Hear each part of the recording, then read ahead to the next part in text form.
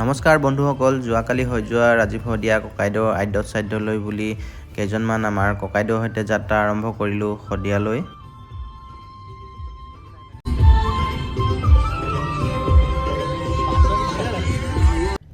Dhola Sadiya bridge পাৰ কৰি একেবাৰে 7 মাইলৰ পৰা ৰাজীৱ শদিয়া ককাইদেউৰ ঘৰলৈকে খুব সুন্দৰ সুন্দৰ আদৰণি তৰুণ দেখিবলৈ পাইছিলোঁ। বহুতে বেছি ভিৰ আছিল, সমগ্ৰ অসমৰ পৰা মানুহ আহি আছে আৰু আমি তিনিচুকীয়াৰ পৰা 11টা বজাত ওলাইছিলোঁ ঘৰৰ পৰা আৰু কমেও 2 ঘণ্টা সময় আমি জামত ফচি গ'লোঁ আৰু আমি পথাৰ ফালে শ্বৰ্টকাট কৰোঁ বুলি খোজ কাঢ়িলোঁ 4 কিলোমিটাৰ। সকলো জাতি জনগোষ্ঠীৰ লোক স্বতঃস্ফূৰ্তভাৱে ওলাই আহি ৰাজীৱ শদিয়া ককাইদেউৰ সমাধিত এগছি চাকি বন্তি জ্বলাই নিজৰ মনকে সান্তনা দিছে আৰু সেয়েহে আমিও চাকি বন্তি জ্বলাই ৰাজীৱ শদিয়া ককাইদেউক স্মৰণ কৰিলোঁ। মেজি জুই জ্বলি জ্বলি জ্বলি উঠে, চকুবোৰ অঙঠা হৈ আকাশতোৰে।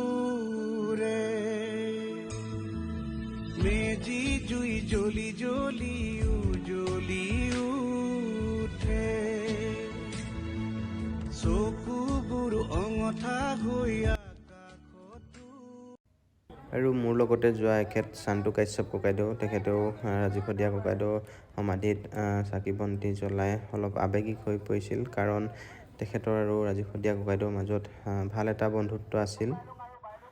আৰু আনফালে লগ পালোঁ মোৰ মৰমৰ বন্ধু দীপাংকৰ চেতিয়া আৰু তেখেতৰ পত্নী নিকুমণি আৰু মৰম লগা পুত্ৰ।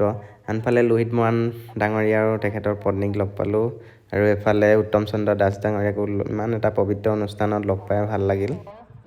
ইমান এখন বিশাল আদ্য শ্ৰাদ্ধ ইমান সুন্দৰকৈ আয়োজন কৰিছে, কৰ্মকৰ্তাক বহুত অন্তৰৰ পৰা ধন্যবাদ কৰিছোঁ। যিহেতু আমি 4 কিলোমিটাৰ খোজকাঢ়ি আহিলোঁ, বহুতো ভোক লাগি আছে। এইফালে চান্তু কাশ্যপ ককাইদেউ আৰু মই ধুনীয়াকৈ খাই ল'লোঁ। চাৰিওফালে মানুহেই মানুহ, যিসকলে আচলতে জাতিটোক ভাল পায় তেওঁলোকে নিস্বাৰ্থভাৱে এই পবিত্ৰ স্থানত আহি উপস্থিত হৈছেহি। আৰু আনফালে NB নিউজ পৰিয়ালে খুব সুন্দৰ এখন কিতাপ উলিয়াইছে সমীক্ষণ বুলি, 50 টকা দি আমি দুইজনে 2খন ল'লোঁ। এই ঠাইখিনিতে ৰাজীৱ শদিয়া ককাইদেউৰ দহা কাজৰ নিয়ম নীতি আৰু গায়ন বায়ন হৈছিল। আমি চাবলৈ নাপালোঁ কাৰণ আমি খুব পলমকৈ পালোঁহি, 4:30 বজাত পাইছিলোঁহি আৰু তেতিয়ালৈকে নিয়ম নীতি সকলো শেষ হৈ গ'ল। আৰু এইফালে খুব সুন্দৰকৈ ৰাজীৱ শদিয়া ককাইদেউৰ ফটো আঁৰি ৰাখিছে শ্ৰদ্ধাঞ্জলি জনাব পৰাকৈ। ওচৰতে পৰিয়ালবৰ্গক মাত এষাৰ দিব পৰাকৈ ব্যৱস্থা কৰি ৰাখিছে আৰু বহুতো লোক পৰিয়ালবৰ্গক মাত এষাৰ দিবৰ কাৰণে আহিছে, কিন্তু পৰিয়ালবৰ্গৰ বহুত এটা দুখ লগা পৰিৱেশত আছে।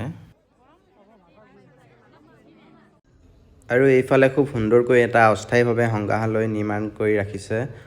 ৰাজীৱ শদিয়া ককাইদেউ যি সংগীত চৰ্চাৰ বাদ্যযন্ত্ৰ ইয়াত ধুনীয়াকৈ দেখুওৱা হৈছে আৰু যি সংগীতৰ তেওঁৰ যাত্ৰা ইয়াত ধুনীয়াকৈ দেখুওৱা হৈছে। ৰাজীৱ শদিয়া ককাইদেউ অমৰ হওক আৰু তেওঁ দি যোৱা যি অৱদান আমি কেতিয়াও পাহৰিব নোৱাৰোঁ। আৰু ইমান এখন বিশাল পবিত্ৰ আদ্য শ্ৰাদ্ধ অনুষ্ঠানত আমি আহিবলৈ পাই আৰু ইয়াতে গণস্বাক্ষৰত আমাৰ নিজৰ নামটো লিখিবলৈ পাই বহুত ভাল লাগিল। ইমান এখন বিশাল আদ্য শ্ৰাদ্ধ অসমত ক'তো হোৱা নাই আৰু সঁচাকৈ ইয়ালৈ আহিবলৈ পাই মনটো খুবেই ভাল লাগিল আৰু আশা কৰোঁ অসমত আৰু ৰাজীৱ শদিয়া ককাইদেউৰ নিচিনা গণশিল্পী জন্ম হওক। আৰু ইয়াতে আমাৰ পাৰ্কিং আছিলে, এনেকুৱা ধৰণৰ পাৰ্কিং আমি 7-8 জেগামানত দেখিবলৈ পাইছিলোঁ আৰু আমি যি সময়ত যাবলৈ ওলাইছিলোঁ তাৰ পাছতো মানুহৰ সোঁত বৈয়ে আছিল। ভিডিঅ'টো যদি ভাল লাগিল তেন্তে লাইক, কমেণ্ট, শ্বেয়াৰ কৰি দিব। ধন্যবাদ।